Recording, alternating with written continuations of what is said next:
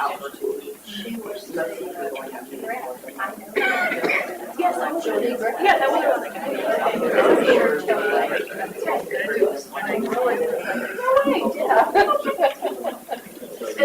maybe that's what I knew originally. Way back in Title VI, the first thing but she has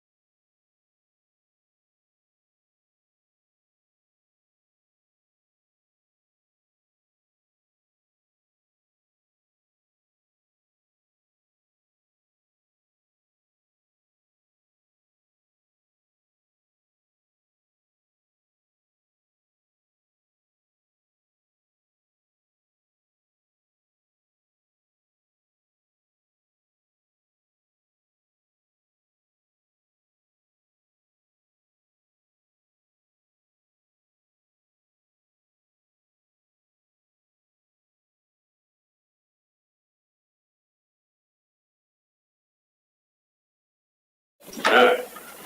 We're going to call the meeting to order, and we'll start off with an invocation from Kenin Smith from Hope Community Church. Thank you for being here, Kenin.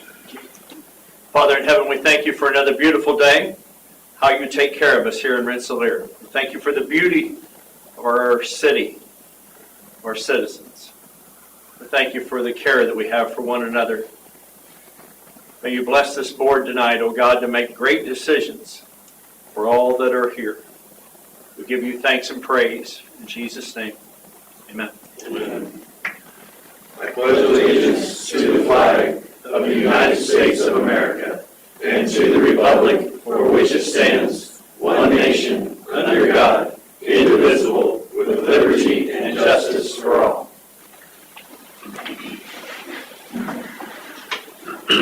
Go ahead and start with a roll call. Mayor Jeff Phillips. Here. Clerk Treasurer Shelby Keys. Here. Council members Russ Overton. Here. Kevin Arnold. Here. Noah Weiser. Here. Jeff Raver. Here. And Ernest Watson Jr. Here. City Attorney Todd Sammons. Here. Building Commissioner Josh Davis. Here. Cemetery Caretaker Joe Effinger. Absent. Fire Chief Kenny Hahn. Here. Police Chief Matt Anderson. Here. Utility Office Manager Heather Smart. Here. Manager of Electric Operations Heath Malone. Here. Park Superintendent Heather Hall. Here. Street Water Sewer Sanitation Superintendent Bryce Black. Here. Gas Superintendent Todd Wilson. Here. And Assistant Superintendent Josh Eldridge. Here. All right. Council, you reported the minutes of the last meeting. I hope everyone's had the time to read those, and I'll be ready to take a motion on whether you want to accept those or not. Make a motion to accept the minutes as presented. There's been a motion and a second to accept the minutes as presented. All those in favor signify by saying aye. Aye. Thank you, council. This is a time where we open up for any citizens who have come to make a comment at this time. So if there's any in the crowd, you feel free to step up and do so. Yes, sir. Mr. Mayor, I wanted to thank you again for coming to our Teen Mission Breakfast the other morning and having a little bit of good humor with us. We appreciate the city's support in how we continue to work together. We were able to get some things done for our citizens here in our town, and we were glad to do that. We hosted a community day, and 125 folks came out for a food finders event. Most of those was from Jasper County and many from Rensselaer. We helped 18 different sites, and that included our schools, as we took gift baskets around to each of the schools to say thank you from the Ministerial Association and also from Teen Mission. We helped people clean up a lot of different things. We enjoyed working for our citizens and was thankful that we could do that again this year. So thank you to you and to all the city for helping us with that. Thank you.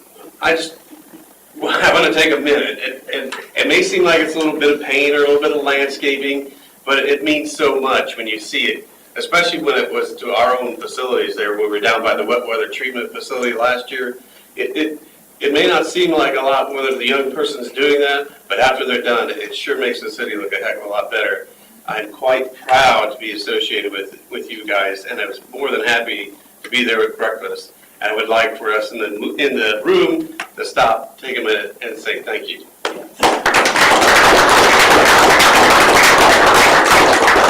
Thank you, sir. You bet. Oh, that was a good one, Kenin. I do want to ask for a change to our agenda. We were afforded the FMLA paperwork late in the afternoon. I'm not sure, Attorney Salmons, how we would go about add it to the agenda. You just make a motion to amend the agenda and add that as an item. I'll make a motion to amend the agenda and add the FMLA request. Been a motion and a second to amend the agenda to add the FMLA request. All those in favor signify by saying aye. Aye. All right, council, we're moving on then. Thank you. First on our agenda is our tree inventory presentation by the Urban Forestry Group.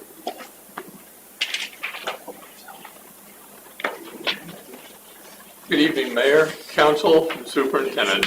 For those that don't know me, my name is Rick Williams. I'm President of the Rensselaer Urban Forestry Council.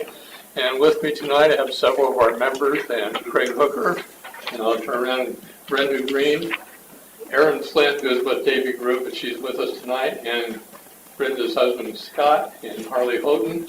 And we have Karen Stanley, Ron Scheffler, Dave Stadden, Dick Green, and Stace Pickard. So we're glad to have them all with us tonight, too. So we are strictly a volunteer organization that has been operating for over 17 years, working to replenish and enhance the city's tree canopy, encourage public awareness and education of the value of community trees. As of today, we have planted over 1,064 trees in the right-of-ways, the schools, the parks, and the cemetery. Thanks to the RUFC board and its committee members, the City of Rensselaer officials, the Park Department, and the citizens of Rensselaer, we can all appreciate the trees that have been planted and are looking forward to the trees that will be planted in the future. For our latest project and its details, I will turn our presentation over to the project coordinator, Brenda Green. Thank you.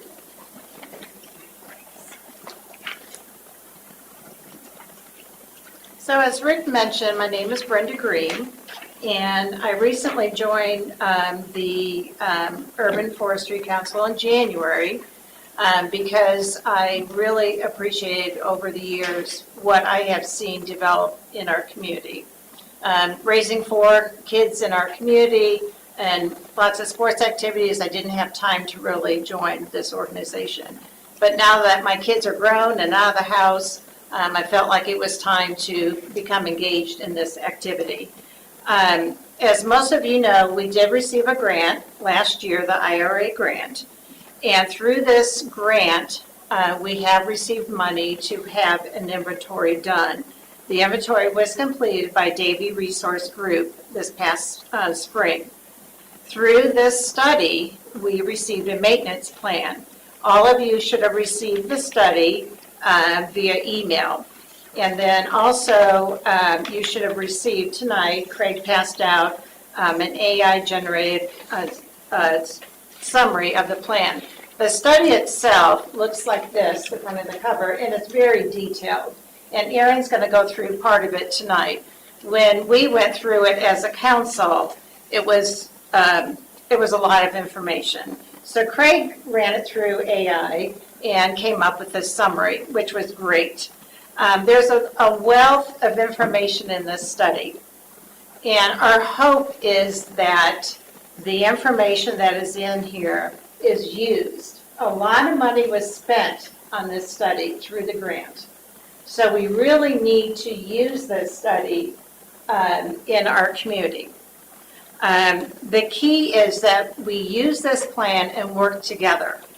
The council is more than happy to work with the city in developing and using this study. It will take an effort on the city, and it will take an effort on our plan. We have a software called Tree Keeper, which Aaron will talk about. Some of us on the council did do a training with Tree Keeper, and it identifies all the trees in our public spaces in Rensselaer. And it identifies what those trees are, and the trees that need some maintenance, some trees that need pruning, some trees that need to come out, everything about those trees. It also identifies some trees that, some spots and areas that we can plant some trees. And through this study, we have the money to also plant 50 trees in the spring of next year. So I will be passing out a little promo thing that will be passed out on the Little Cousin Jasper Parade in September, and it is about a community meeting. We are required through this IRA grant to have a community meeting, and it will be in October 16th at 6 o'clock at Embers.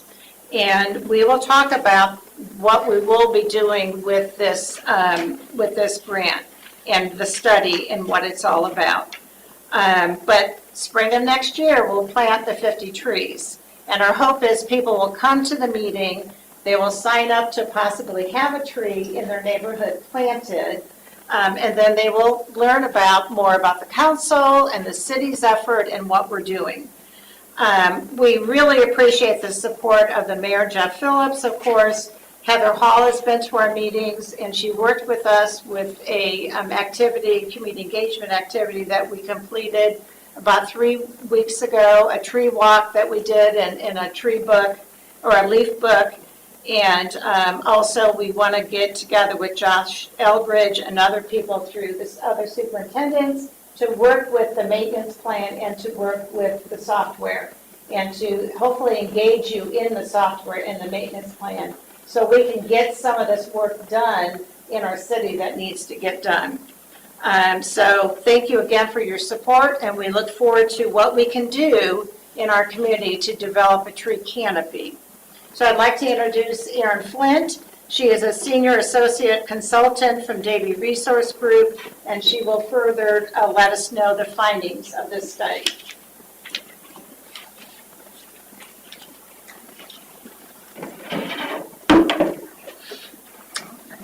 All right, well, thank you for some time here today to talk about the tree inventory.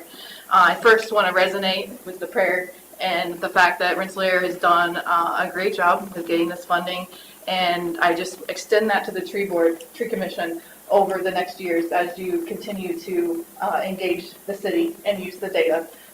Just wanted to extend that prayer towards the commission. This funding is brought to you by the IRA Inflation Reduction Act. It was a pass-through through the DNR. DNR received funds. DNR passed it through as potential funds to cities. The commission applied, received the funding. There was a lot of effort in that coming forward. And urban forestry today, not just locally, not just state, but nationally, is a struggle. So if anybody sees value in urban forest in a local capacity, I encourage you to reach out to your state, to reach out to your state rep, your national representative. Sorry, I'm skipping words. But maybe encourage some letters of support in how this project has helped the city of Rensselaer guide and understand what the urban forest is, and actions to continue to improve all areas throughout the city. Okay, so the inventory itself.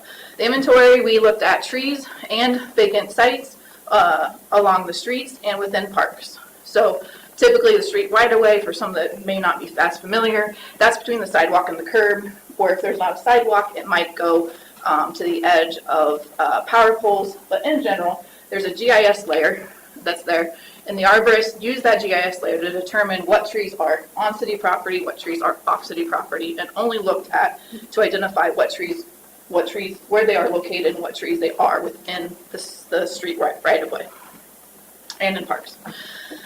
Locations, data fields are all listed here on the inventory, but essentially it's species, condition, maintenance, location. That's a gist. The priority of this is to know where your trees are at and what maintenance needs they need. So through the data, we inventoried 2,180 trees in streets and parks. There were 78 species that were identified, representing 45 genera. That's a good representation.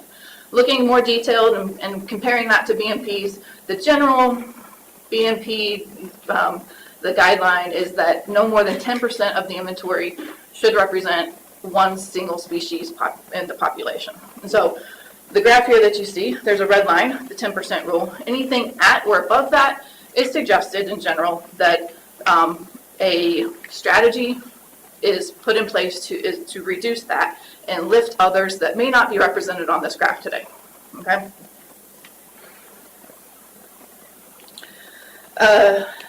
Genus distribution, this is similar to the species. So you have your lowest level of tree identification is species, your next above that is genus, and even next above that is family.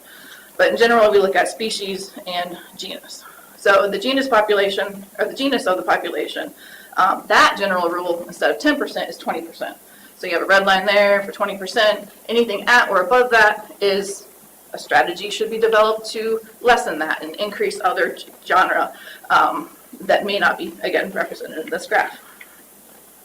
So in general, maples and arborvitae, white cedar, they're the same species, would have a strategy in the future developed to reduce those, replace with other species. Tree condition. In general, the population is fair. That's good. Yes, we don't like average, we don't like fair, we like to exceed that. But streets, parks, urban areas, it's hard. Like, that's not trees' native environment, right?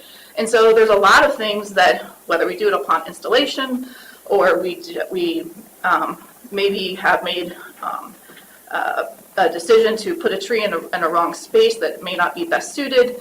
There's a lot of different factors that come into place of why a tree is conditioned the way it is. You know, storm damage, compaction, things of that nature, right? It all plays into the condition of these trees. So fair, 69% is good. The recommendation is to get rid of those dead trees, limit those poor trees. You're never going to get rid of a poor tree in the inventory. If you do, hurrah for your community. But to limit those poor condition trees, all right, and to maybe inch some of those fair condition trees up into the good category, you know. So having that understanding is what the general guideline might be. Diameter class. Diameter class is the trunk diameter, okay? So it's at about 4.5 feet. What is the size of that tree? And then industry, urban forestry, and just forestry practice, that is how we size a tree, is by the diameter. That's how we call it. It's not really age, but it's relative age identification.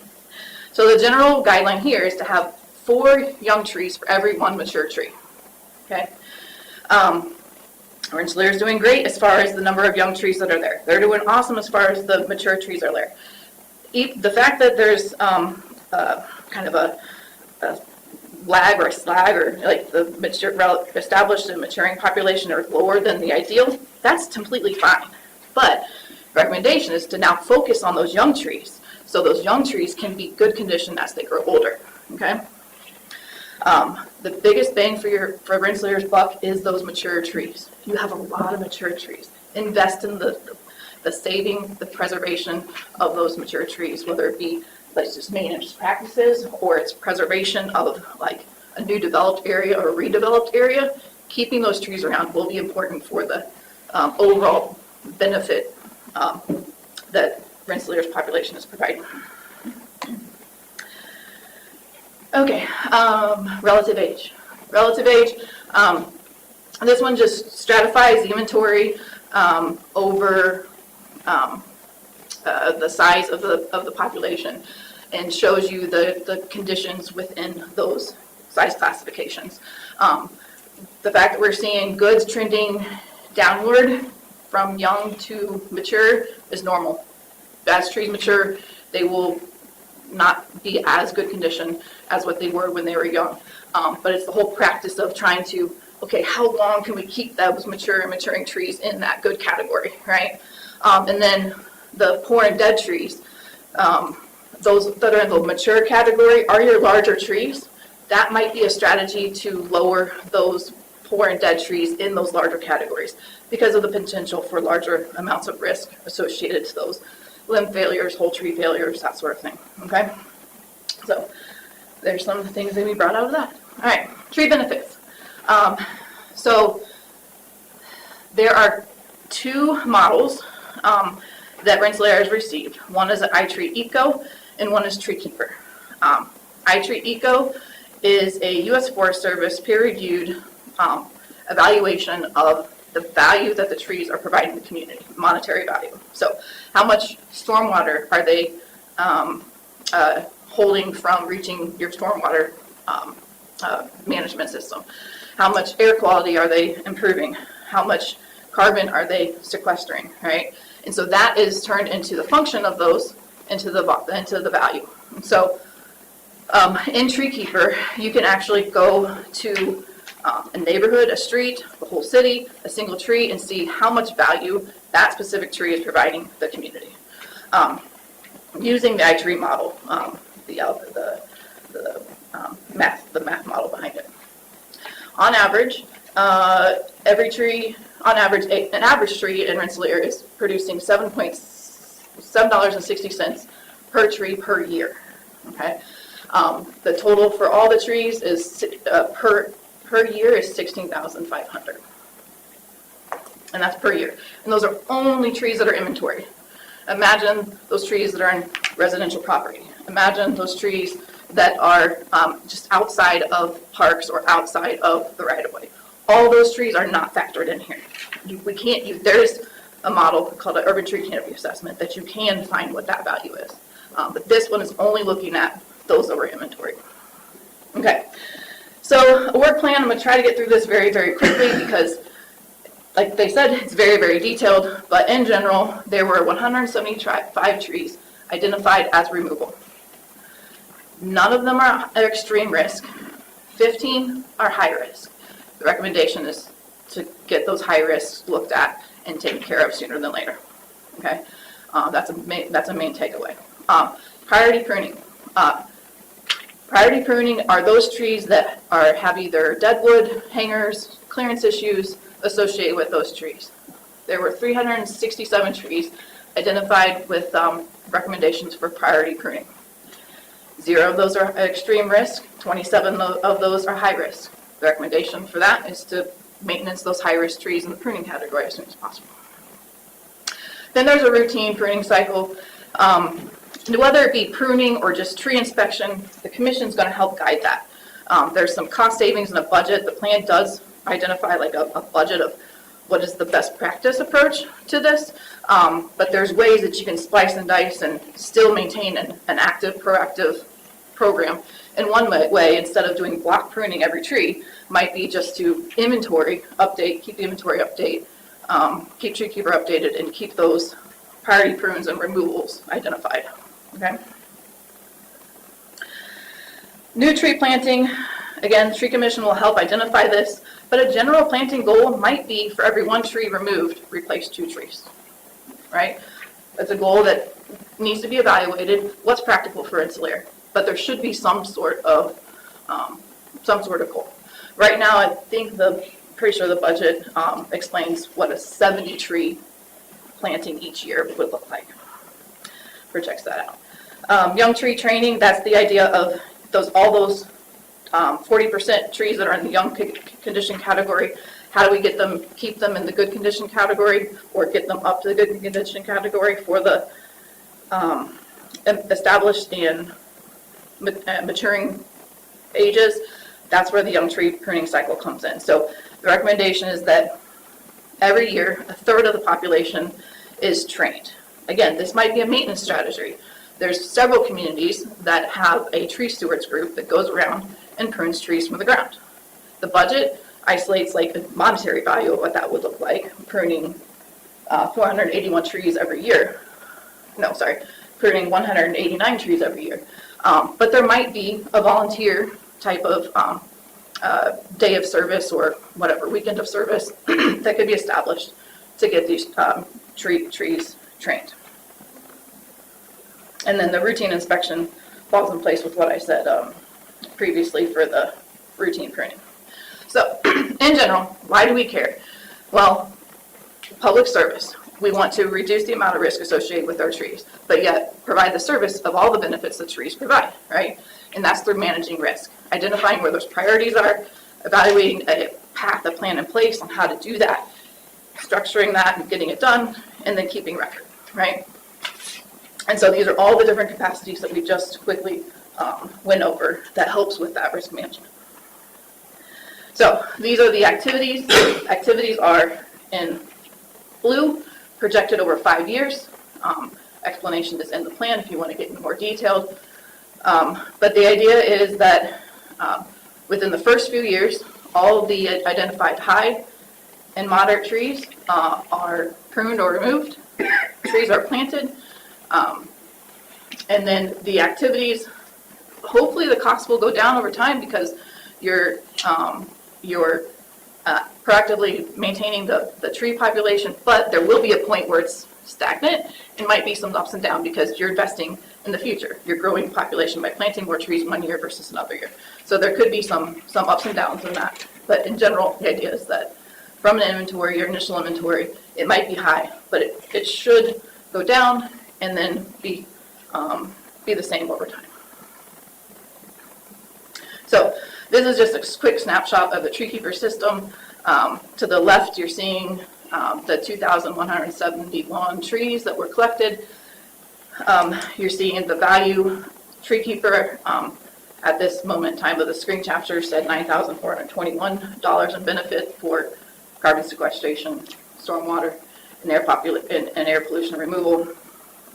And that's just the nuances of U.S. Forest Service model using their calculation that's public use access and then putting it into tree keeper. So there's some dollar value differences, and Davey recognizes that, but that's the best that U.S. Forest Service allows their modeling. The green points are trees, the blue points are possible planting locations. Tree keeper, what's really nice about the system is that this website is guest access. Anybody in a city, so long as they have the website, can access it.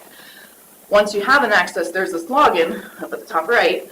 If you log in with certain credentials, it can take you to various portions that are higher level, such as only reporting, only reading, editing, administration. So there are different levels. But the idea with supporting the Commission's public outreach is that this information is available to be used in various fashions, such as their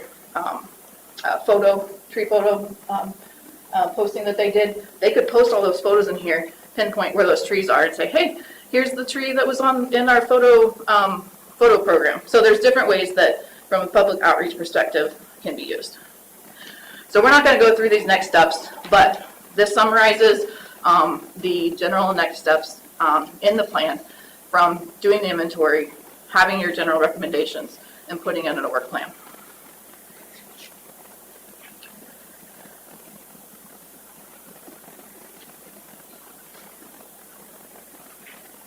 Okay, so from there, I will take any questions. I just saw one on there, when it talks about inspection, can you define what inspections mean? You're inspecting a fifth of the inventory each year? Sure, yeah, so that's one strategy to maintain the inventory over time. So you have a picture in time of what the trees look like as of right now. Until departments, commission gets in there and starts updating the inventory, that is just a picture in time. So, and there's one way that communities have done this, and every 5 years, they update their inventory. but that's a lot of money to update an inventory. So, and that, generally the 5 years doesn't happen, it's like 7-10 years to get that funding support again. But there's a strategy with the 1/5 is that you make that inventory update part of the maintenance. And part of the maintenance, you're able to like line item that in the budget and say, hey, this is a maintenance strategy to keep the inventory up to date. We're looking at 1/5 of the population every year to maintain the structure of the inventory. There's going to be updates from crews removing trees, crews pruning trees, crews planting trees. There's going to be random updates at random time. But this 1/5 is to reestablish that baseline, reestablish that point capture. One other question. We have this park director who keeps chopping down my invasive favorite bushes. And I didn't really see anything in here. It's part of the strategy also to try to track some of the invasive species and get rid of them, or how do we do it other than turn it over to the park director? Sure. So if they're invasive, they're identified by a species.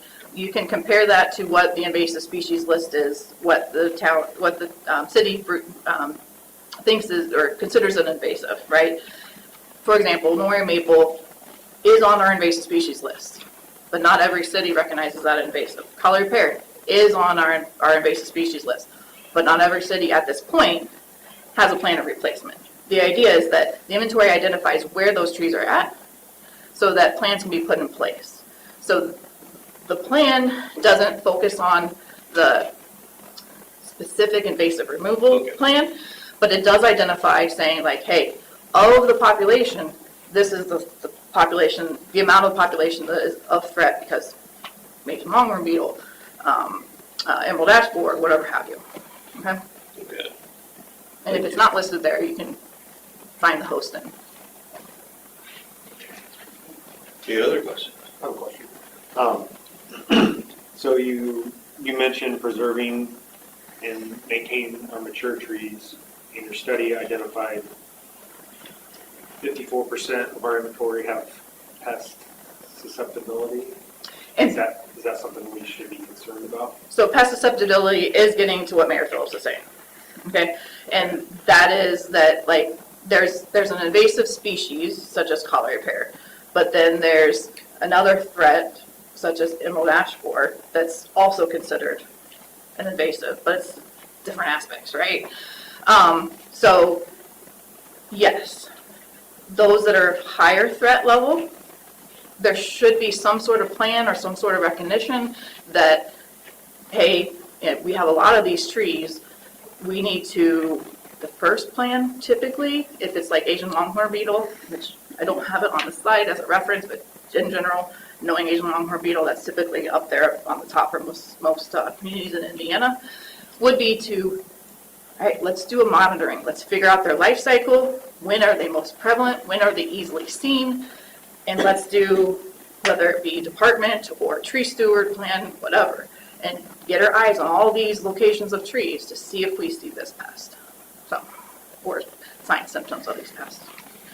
So it doesn't, like even, so that figure gets to what the invasives is talking about.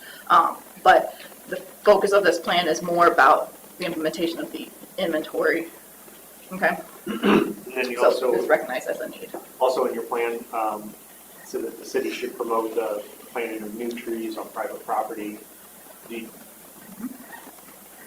How do you suggest we promote that? So the plan doesn't say, so the plan doesn't say planting of trees on private property. The plan City should identified, promote new tree planting on private.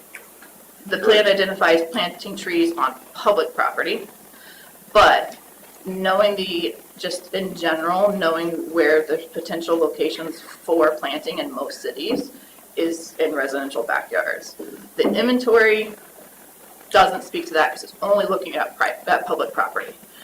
When we're talking about an urban tree canopy assessment, where you're looking at the land cover from the top down, you can then start to identify where across the city, public or private, is there places to plant trees and develop some sort of active program to encourage planting on private properties.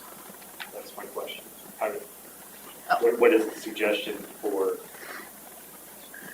getting? So there's many ways to do that. In general, what I see most communities doing is education. Why are trees important to our community? Having a touch point somewhere in the city that questions can come in about, like, hey, I want to plant a tree. I don't know what trees to plant. I don't know where to put these trees, and a specific way to answer that. Some cities have a specific point person where they have a city forester who can go and do that. Others do it through public education events, just as the commission has been putting forward, and just identifying like a talking point, and advertising, saying, hey, if you want to plant trees on your private property, come to this session and learn about selecting a tree and where to put a tree in your yard. In general type of thing. So through education is where that typically happens. Now, is there certain grants out there that promote planting in just say my backyard, or where a group of people can get together and go after these grants? So typically those are not through federal or not through state. Those are more local planting grants that are available. Tree planting grants are galore. It's the tree maintenance, the tree removal grants that there's a hard want and desire from many communities in Indiana, but aren't there. But tree planting grants, there's a lot of them. But if you're wanting to focus on private property, I suggest finding local grants that can support that.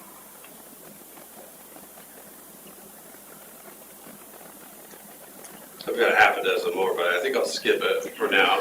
That's fine. They have my email. They can gather questions, and I'm happy to answer them. They're very informative, and I thank you for taking the time to come talk to us. Yeah, thank you. Thanks for your time.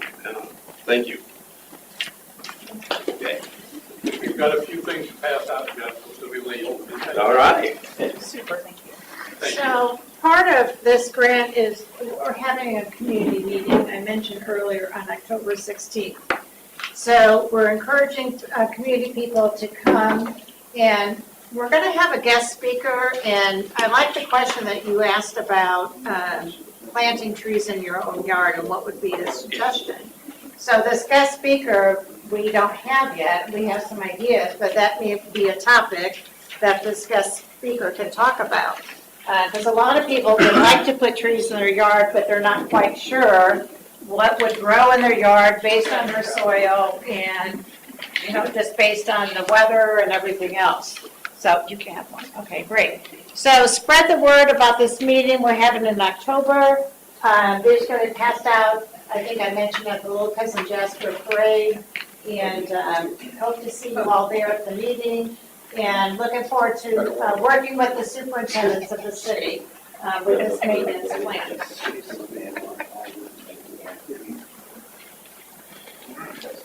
Thank you. I look forward to October 16th to see you all there. Anything else, Rick? That's all. Thank you for letting us attend your meeting. Thank you, guys. Appreciate it. All right. Next on our agenda is the ADA transition plan along with the Title VI plan. Katie, welcome to Rensselaer. Thank you, guys.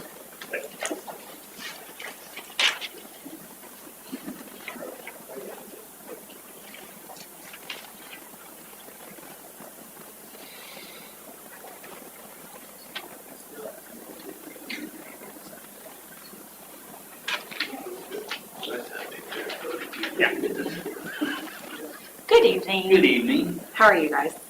How are you doing? I'm good. Okay. A lot of traveling, but it was good. It was decent traveling. So my name is Kayti Adams. I work with HWC, and I have partnered with you guys to update your Title VI ADA and goals and accomplishment documents. These documents need to be compliant with ADA standards in order for you to receive federal funding, and that does include CCMG. From speculation, I have not heard truth, but speculation is your CCMG applications are black and white. When you go in there, You pick your road, you map it, you give a detailed cost estimate, because I was on the other side of this with NDOT, so it's very, very black and white. So how can you say, okay, you get money, but you don't, when you guys did the applications exactly the same?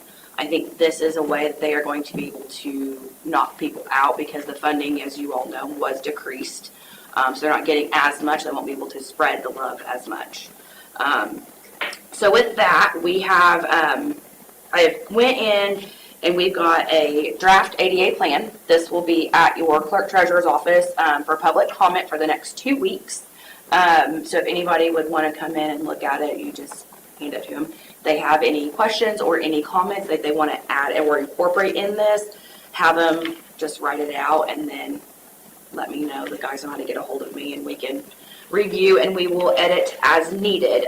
There is one edit that we do have to do after tonight. This is a living document, so it can be edited at any time. The resolution for your coordinator, for the coordinator, so that's not in here quite yet. But then you will see on here, there are like recommended actions.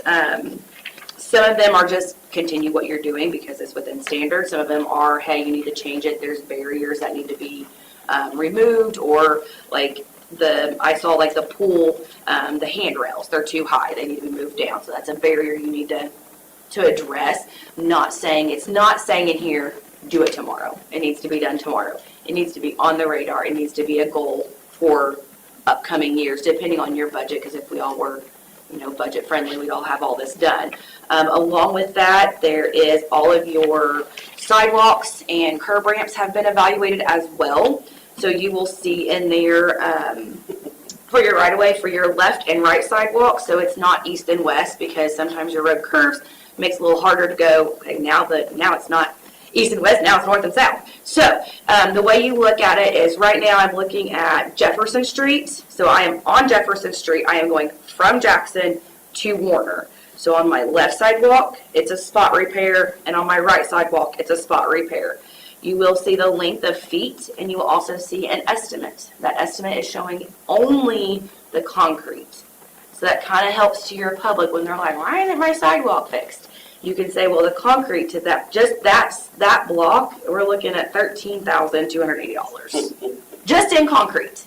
That is not the removal. That is not, and I've kind of budgeted this, like I used, I think $250 per square yard for the curb ramps and the sidewalks, and kind of $20-25. So as we all know, it's going to keep going up. So this kind of puts it in perspective for your public too, when they want things done, be like, hey, here's just the concrete price.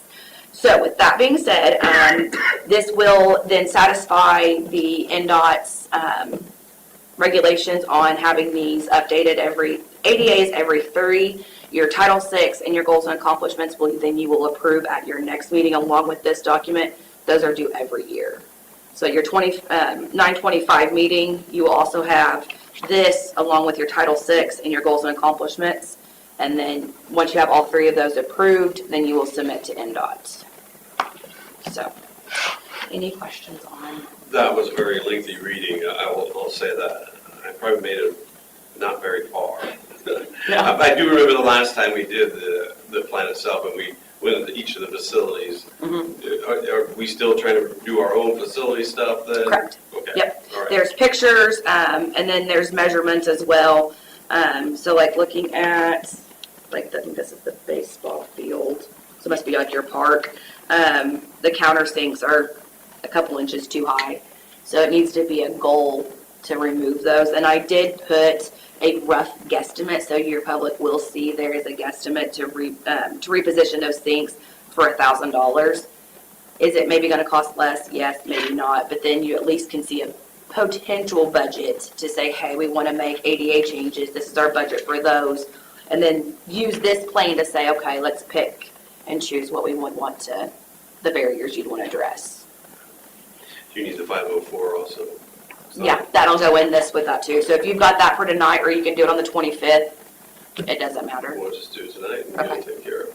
Okay. Right. Okay. So I'm going to hand this to you so that you've got the draft document for the public if they would come in and say anything. You're welcome. All right, thank you. Thank you so much. Okay. Next is our CCMG 2024-2 payment application number 1. Bryce. Thank you, Mayor. This is broken up into 3 separate claims using encumbered funds from last year and the NDOT grant dollars. The total invoice is $302,049.13, and it covers work performed on Rutson, Front, and College Avenue.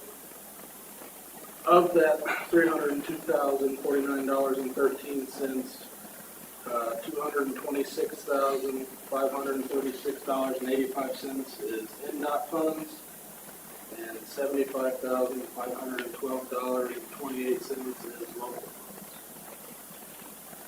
And again, that is $302,049.13. Council, does somebody want to make a motion to approve payment application number 1? I'll make a motion to approve payment application number 1 for $302,049.13. Been a motion and a second. Is there any questions or discussion? If not, all those in favor signify by saying aye. Aye. All right, thank you, council. Next, the PFAS grant update, Bryce. Yes, thank you, Mayor. It's been some time now, and we came to the council and asked permission to proceed with this program. As of July 30th, we were given notice that we were awarded for this program. So the city of Rensselaer, with the scope agreement with the Commonwealth, was awarded $1,191,132 to engage in additional PFAS testing. That includes preliminary alternate analysis, sampling, and the lab testing itself. As it stands right now, the lab testing is only allowed by one certified lab through the EPA, and that is ACE in Florida. And then also update the asset management plan and do a financial analysis with Baker Tilly. And then that would roll us into pilot testing and preliminary engineering if indeed PFAS is found in the water. As it stands right now, we don't have any concern, but we want to take advantage of this opportunity to be able to stand up and say we're, without any doubt, we can prove we have no PFAS found right now. We're one of 14 utilities in the state of Indiana that is participating in this program. We don't need a motion to accept the grant at all, do we? No, sir. Okay, just want to make sure everybody's aware of where we're at. Anything else you want to add to that? That is it for that. Any questions, council? All right. Thank you. Next, purchase equipment from Chief Anderson. Thank you, Mayor. First, I apologize. I thought I sent an email out to council last week, but once I realized I didn't, explaining things, I tried to get one out earlier today, so hopefully you guys have had a chance to read it. I've got 2 separate bits of equipment I would like to purchase, so I don't know if we need to do one at a time or.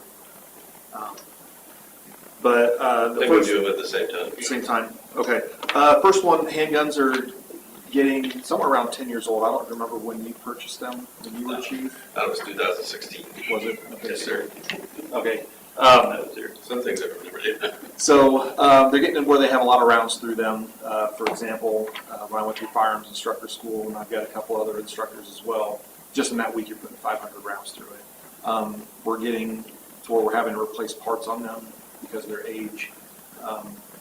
So county switched over. Our weapon systems between us and county and DeMont even are getting to be where they're the same. So since they're getting to be older and getting a lot of rounds through them, I'd like to switch to the same handgun that the county's carrying now, the red dot optic on it, which would help improve accuracy if we ever got the bid to have to use the weapon. So the cost is, what I have figured up right now is for 12 weapons would be just under $12,000, and that includes replacing the holsters and the magazine pouches that we have to use as well. So holsters are very expensive, I'm sure, as you remember. So that's what the cost on that would be. And then our body cameras are, I can't remember if they're end of life now or they were end of life last year, service life. So those are in need of replacement as well. And depending on the warranty that I get, 3-year warranty is, where did I have it? Just over $28,000. 5-year warranty is $42,000. That would be for 11 cameras. And the docking station to download video, upload video, whatever the terminology is, and the charging. So I'm asking council permission to move forward with both of those purchases if I could. Is this the same company that we purchased before? Yes, Digital Ally. Yeah. Yeah. The camera will look a little bit different, but it's the same company. And where's the funds coming from? Oh, I'm sorry. I have the money in the lit budget. I'll have to move it around a little bit, but there is money in the lit budget currently. Is this enough to one for each officer, or is it one additional, so you got a backup, or? For the cameras? Yes. Well, no, for weapons too. For the weapons, there would be one extra. We currently have an extra one of the weapon we carry now. We've had to bill for some parts off of that to fix a gun, and then order to replace those. John Davis is an armorer, so he can take the gun apart down to every part, put it back together again. So, and as far as the cameras go, that would be likely one extra.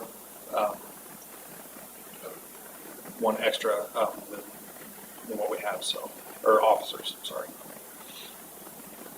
And why the move to the, 45 Glock?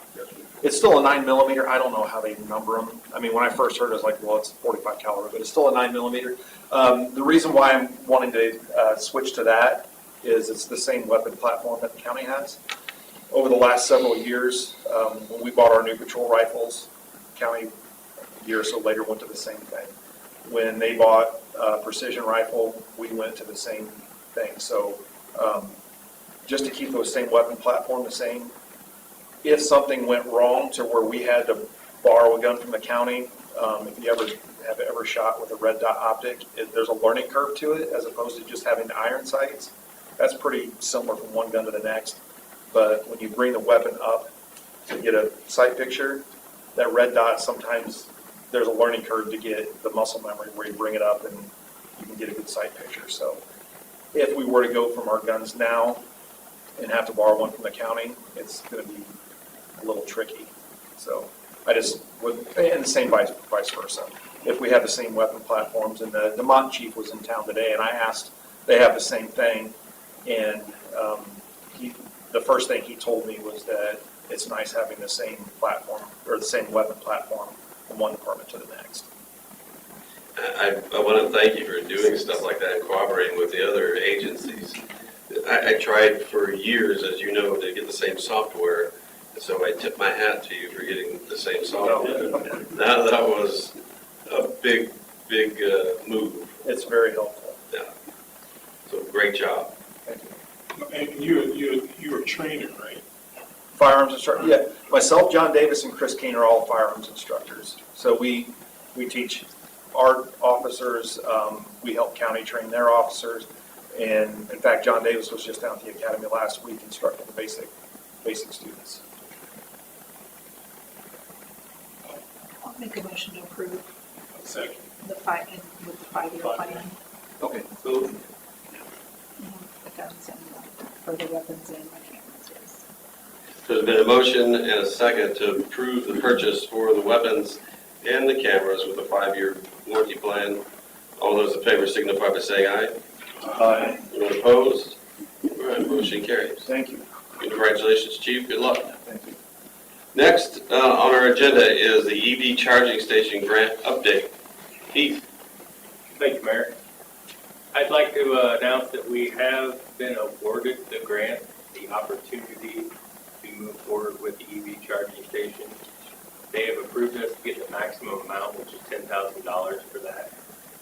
It's a long process still ahead. I've been getting quotes from Tesco Solutions. That's who we work with through this grant. The grant required that we go through with someone and have quotes, things like that. So we've got a little ways to go with it. We are still learning from them.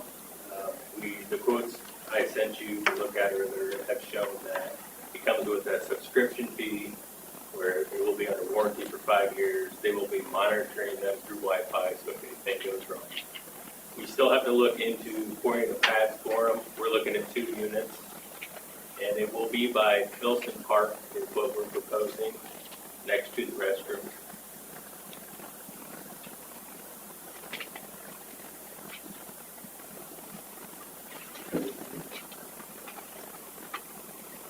So you need council permission to move forward with the project? I would like permission to keep going forward with this project. We still have contracts that will come from the state. We haven't even seen those yet. So it's not something we're going to settle on now, but yeah, I'd like to have permission to just keep pursuing this. So you won the grant for 10,000, right? Yes. How much does one of these cost? Each unit is $1,480. We're looking at 2 of them. That'd be $2,960 just for the unit itself. For the units, the subscriptions, everything that goes with them, that's $10,869. That's with a 5-year service plan. Both of those? Yes, that does not include installation. What's the projected cost on installation? The installation is $13,730? $13,730 on the installation cost. We will have a little bit more cost with that. We've still got to supply the electric for it. It's just 120, 240 single phase. We have things close to that, of course, with the restrooms and the park there. So there won't be a lot of cost involved with that. We still have some work to do there.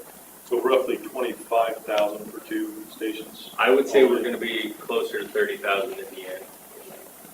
10,000 of that will come from the grant.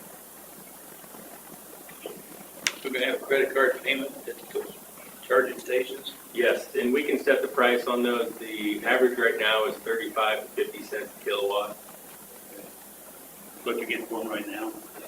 Yeah, You know how long it takes to recover funding like this? a long time. Okay, so it's not going to give, not a big moneymaker, so to speak. No, the closest thing I could find, there was a town that was, I think population was about 8,500. And during peak season in the summer, they were making about $500 a month off of it. But you're only going to get that during peak time tourism, so it's a long return on them. Do we need 2? They recommend you have 2 of them, because if one person's there, and I don't remember how long it took to charge, It's about 2 hours to get what you get for about 20 minutes on a DC fast charge. Sometimes it can take 4 hours depending on what vehicle you have. you got one person there, and somebody else wants to charge. And if you're the mayor of the city of Rensselaer, and you got an Uber ride home from somebody, and you don't have an EV charging station, you can imagine how much fun that is. I will add, I've reached out to Jasper County Economic Development. I'm supposed to talk to them later this week to see if they can help with that. Awesome. Well, I don't see how we can do it. You know, I've seen some of the Teslas driving around town and everything like that.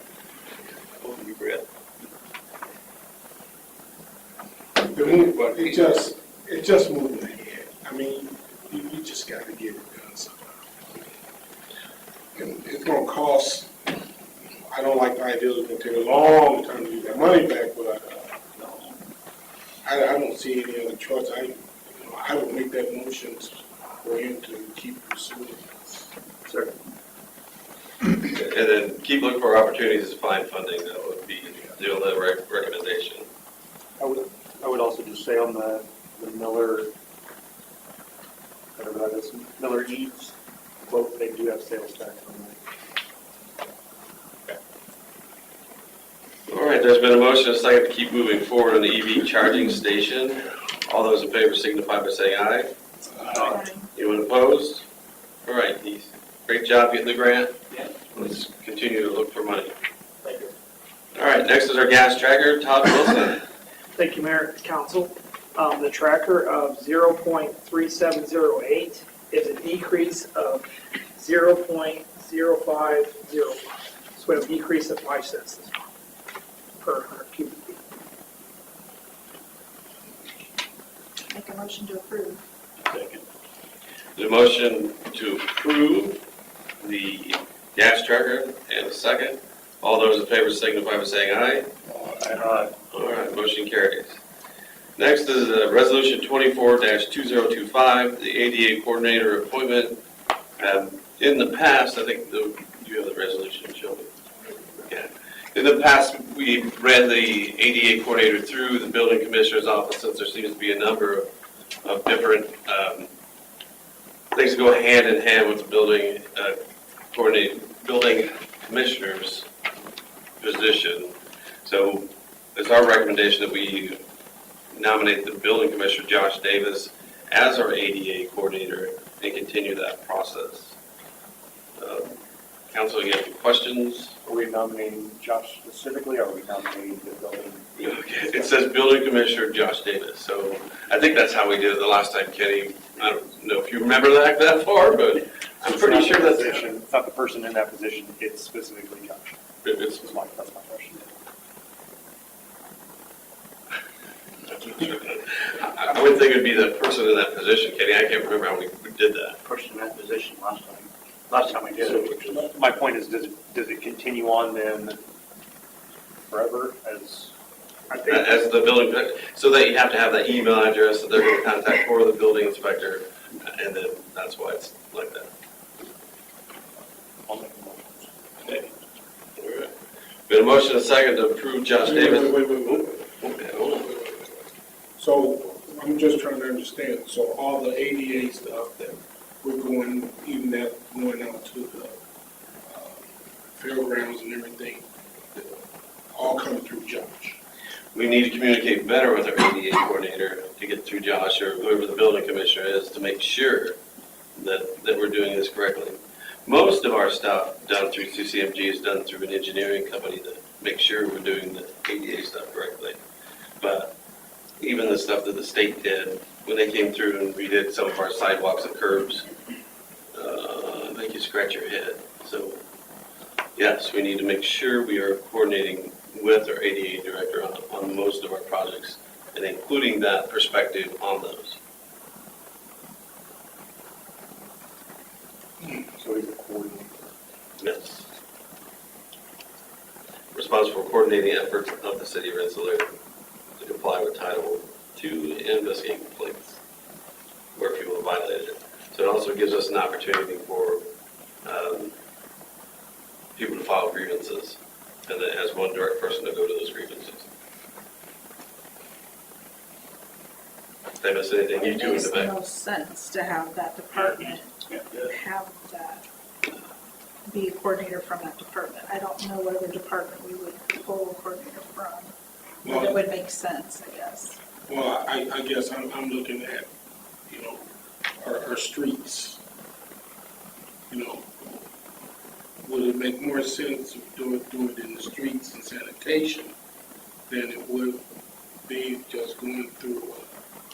You mean like with our curbs and Yeah. like what we're talking about? That's my question. Sidewalks, curbs, and When I look at the sidewalks and curbs to the CCMG, all that stuff has to be done and approved by the engineering department that is taking our application to them, so they are making sure that we are following the ADA guidelines on those. So we should probably make sure that ADA coordinators are aware that we're doing this, but sometimes our communication misses.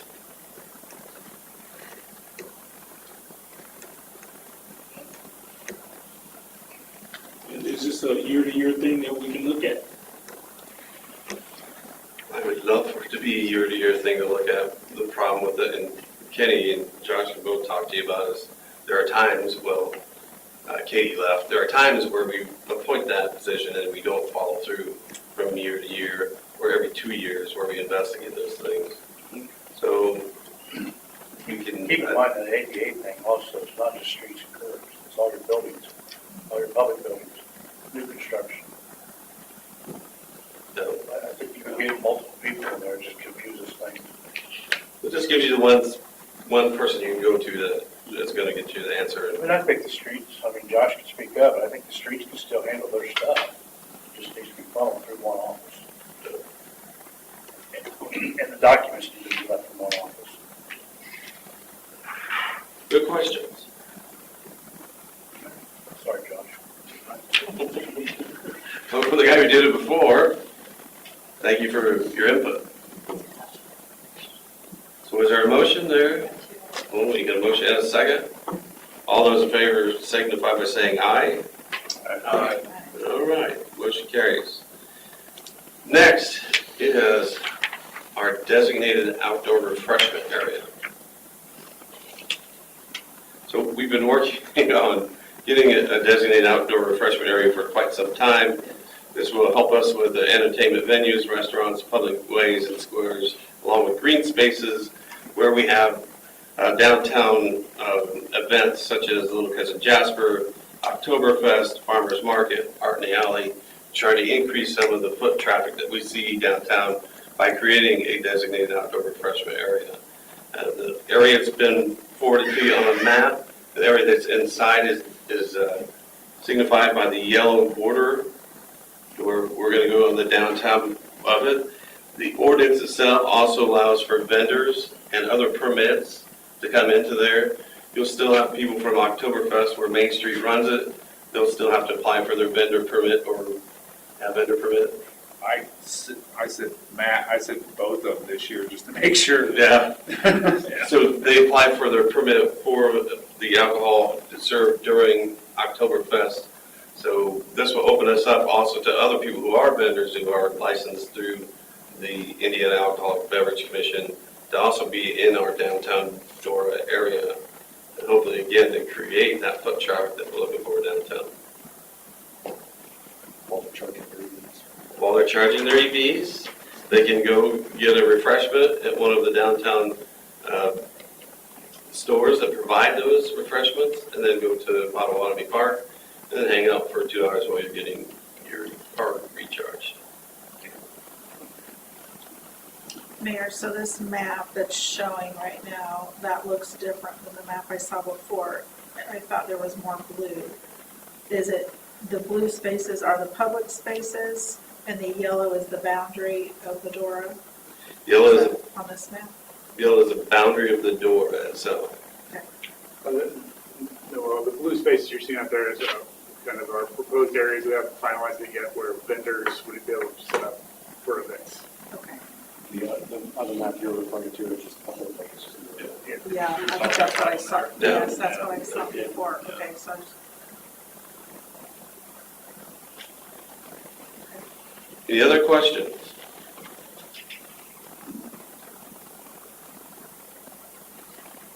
Do you want to mention Go ahead.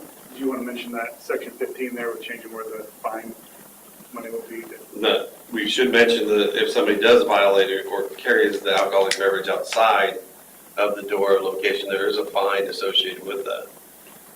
So we put any of the fines that the police department would come up and write would actually go back to the police department continuing education fund. That would be the amendment. What I had sent you, you have a different location for that, but the mayor would like to, I think it's 2228, the police continuing education fund is where we would like to amend section 15 for those proceeds to go to that fund instead.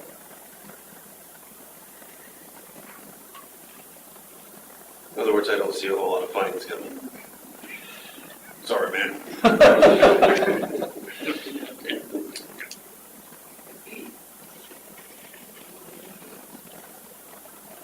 And then since this does have a fine associated with it, we will have to publish it in the newspaper as the final step.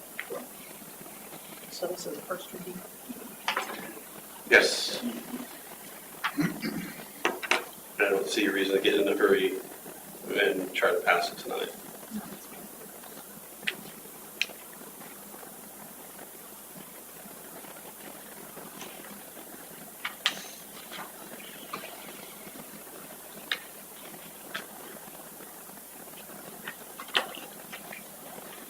Any other questions, council?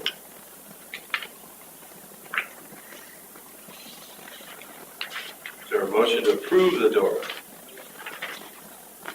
Suppose you need to take action on the first reading. Just first reading, so Is any action required on a first reading? No action is required if you're going to go to a second reading on it. Just that you do the first reading. Satisfied. we're satisfied now? Yes. Yeah, thank you. All right. Is there an ordinance number with it? Did you? There is an ordinance number. It's on the agenda. Yeah, 13-2025. Yep. So then we'll get it published here soon. All right. Next on our agenda is ordinance number 14-2025, the repeal of the Community Disability Fund. Josh? Thank you, Mayor. As we've been doing all this ADA stuff, every once in a while, I type different things into the city code online, and this fund did pop up, and I did some research on it to find out what it was. It was created in the early 2000s. Mayor Arhood created it to help with ADA issues before everything kind of got picked up in around 2010 when the federal government started enforcing some more rules.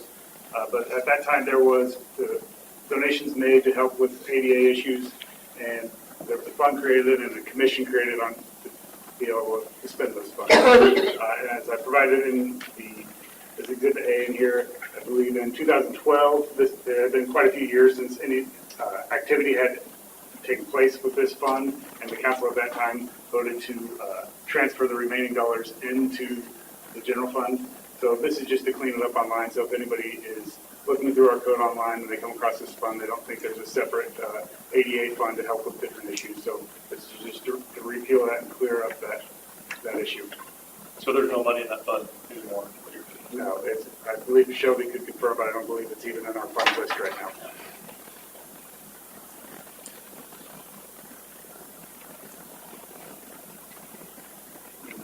Mm-hmm. I'll make a motion for first reading. Well, there's no fund with it, or there's no funding with it. Can we waive the, You could, if you're wanting to pass it on the first reading, yes, move to suspend the rules to be able to pass it on the first reading. motion to suspend the rules? Second. We've been a motion to suspend the rules for ordinance 14-2025 to repeal the Community Disability Fund. All those in favor signify by saying aye. Aye. All right. Now what we want to do? So moved. I make the motion. Second. Been a motion and a second then to go ahead and approve the repeal of the Community Disability Fund, ordinance number 14-2025. All those in favor signify by saying aye. Aye. All right, thank you, council. Next is a FMLA request that we got late. How would you like to move on that? Make a motion to approve the FMLA request. Been a motion and a second to approve the FMLA request. All those in favor signify by saying aye. Aye. Thank you, council. Next is our claims approval. I'll make a motion to approve the claims. Second. Been a motion and a second to approve the claims. Any questions or comments? If not, all those in favor signify by saying aye. Aye. Thank you, council. Well, thank you, sir.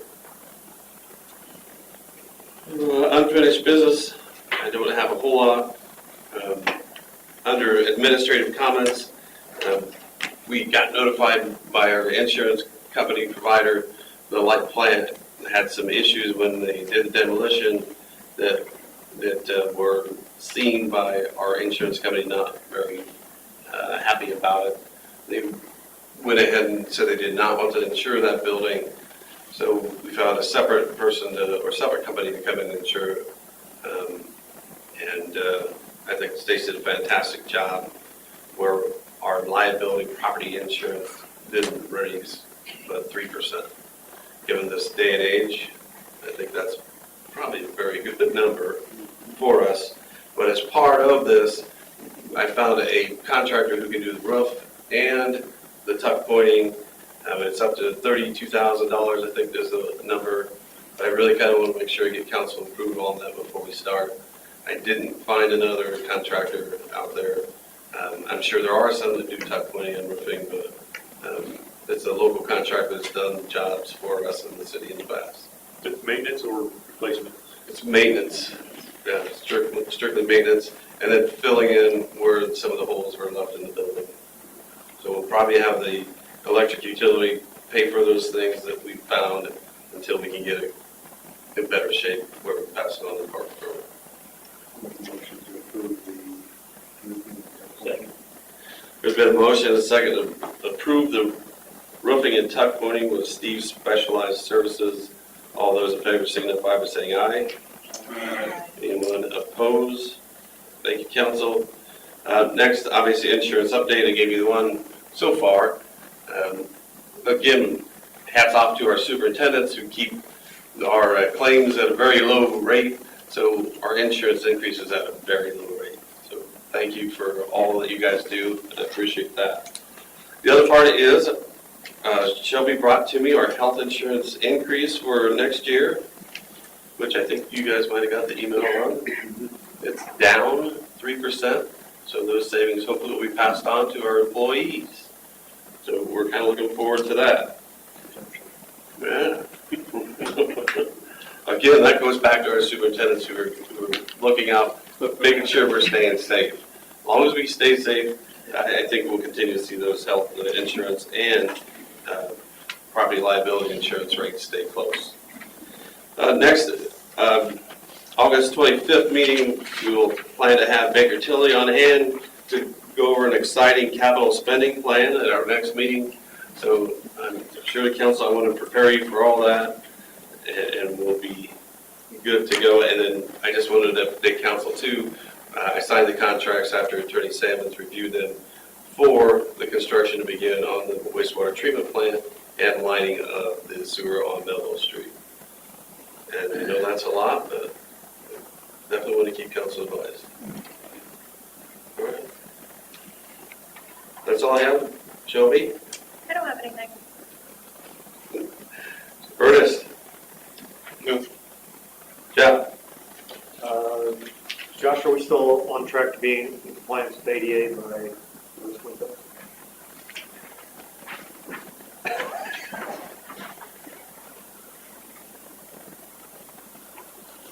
Yes. That's just back to Bryce. We got the letter from NDOT that said congratulations, you've been awarded to.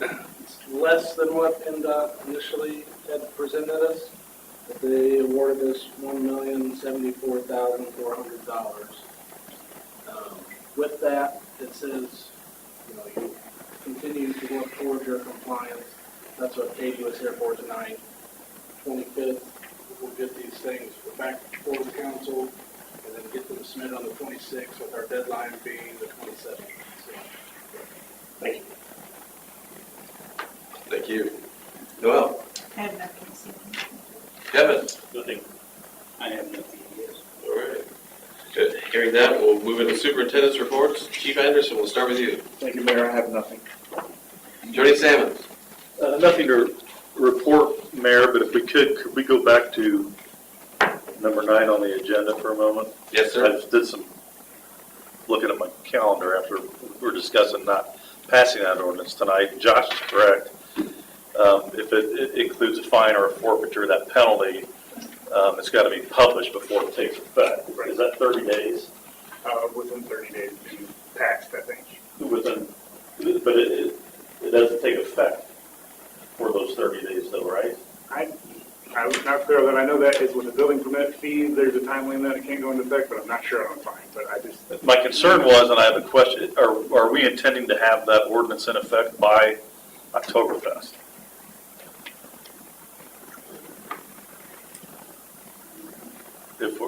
If that's not the intention, then we're okay. Wait until the next meeting to address it again on a second reading. I don't know that we were planning to have it in effect by Oktoberfest. Okay. Oktoberfest is going to file for their own permit for the alcohol that they're going to serve, so it doesn't necessarily have to be ready by that time. Okay, all right. Nothing else on that then. All right, thank you for the report. Thank you. Appreciate that. Heather? just wanted to let you know that your financial reports will be sent out tomorrow. We thought we would have them done today, and we did not. So they'll be released tomorrow. I apologize for the delay. Any questions for Heather? Josh Davis. Thank you, Mayor. We had a redevelopment meeting tonight. We're continuing to work on figuring out a solution for the cleaners at Collins Street, but we've still got some more work to do. But there's some good discussion on it tonight. I know some of you are in attendance. Besides that, I just wanted to let council know the 17th we will have a planning commission meeting at 5:30 and a BZA meeting at 6:30. Chief Holland. I have nothing. Heath. I have nothing. Bryce. Thank you, Mayor. Just two quick things. Piggyback off of what Councilman Rayburn had asked. We have a meeting Wednesday with the county and the engineer for the trails. So hopefully there'll be some more information forthcoming to you all on what that picture is going to actually look like as we progress into that. And then 7th Street water, storm, and sanitary sewer. We're on track to take delivery of the water materials this week. With hopes to start installing them beginning next week. That's all I have. Josh Eldridge. Thank you, Mayor. I just have a couple updates for some projects that are going on. We're on the downhill swing for 2024 CCMG. They just need to come in and do the striping for the crosswalks and stop bars. They were supposed to be here Friday, but Todd didn't have a really reason why they weren't here. IDEM recycling grant number 1 has been submitted for reimbursement from IDEM, and IDEM recycling grant number 2 application has been submitted. Okay. That's all I got. No questions for Josh. Todd Wilson. Thank you. The boring machine has finally arrived. We will be using it on Wednesday with Bryce and Josh. The on-job training with it. Ditch Witch will be back here training us to use it. And then the guys are still putting up markers. And September 4th is going to be our open house. We're going to do it from 4 to 6 at night. Do a little bit of a change. We're going to have some smoked pork and stuff like that made. It's going to be a little bit different. And so we're just trying to change it up and see if we can get more people.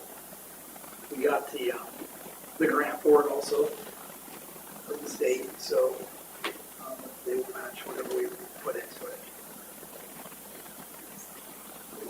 We need to expand the DORA. I have seen other cities doing it. Maybe not right at first. Let's see how it works first. You can go to, that is Amtrak. I mean, it's not a city, technically. On that part. Are the windows all done now in there, or the majority of them? Majority are done, but still those little side windows are not done. Okay. We're closer. All right. Other than that, that's it. Thank you. Any questions for Todd? Heather Hall. Thank you, Mayor. Our last day for the pool was yesterday. That's for humans anyway. We had over 100 on our last day, which is a really good day for us. Pool attendance overall is up by 922 visits this year. So we had 3,717 visits to the pool this year. So that's a significant increase over last summer. We did have one last hurrah at the pool today. We had a doggy swim party, so wasn't really well attended, but I think there was a lot of interest in it, so we're trying to bring that back. Our adult swim only days, the last couple days of last week, were very well received, so we will also be revisiting that for next year. We have been making our repair list for the pool, and step 1 is draining it, so that will happen tomorrow. The fall disc golf league has begun. We are taking steps right now as we prepare to demolish the Iroquois shop at Iroquois Park. So my colleagues have been doing their part so that we can get things lined up to get that building taken down. And we will also be vacating that white barn that's there and making that available to another department for storage needs. We're just going to pull all of our things over now to the new park headquarters now that we've made some space for our items. Chief Industries made a wonderful tribute to Terry Miller. They gifted us a memorial bench. We will be placing it outside park headquarters, so at some point you should go by and see it. It's really a lovely piece that they so lovingly crafted in Terry's memory. I had mentioned last time that we were together that I would share the site plan for Milroy Park with you. There are some changes that need to be made to that, so when that is finalized, I'll send it your way via email. I am developing a volunteer schedule for our tree watering for the plantings of Rensselaer Urban Forestry Council, so I'm trying to get some community engagement when it comes to watering those trees. And along the lines of the Tree Keeper software that you were introduced to this evening, a plan that we have in the Parks Department is to create, along the lines of the Rensselaer Art Walk, but a tree walk with QR codes that would guide people through our parks to see some of our most prominent trees. We will not focus on invasive ones, Mayor Phillips. Focus on the native ones. And along the lines of invasives, Councilman Watson, if you are interested in planting some native trees in your yard, the Soil and Water Conservation District has a buyback program. So you can contact them. They can help you with your tree planting needs. I'll look into it. So we are moving into maintenance phase now in the parks. Any questions for Heather? Stace, any updates?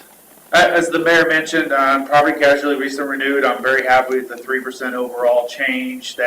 I'm seeing some other municipalities in Jasper County as well across the state are seeing 10 times that much. So Todd, the safety committee, those guys do an awesome job. I would keep up with all those things. We can get the insurance company out here as much as you want, free of charge, do as many seminars as you want on whatever training you need to do.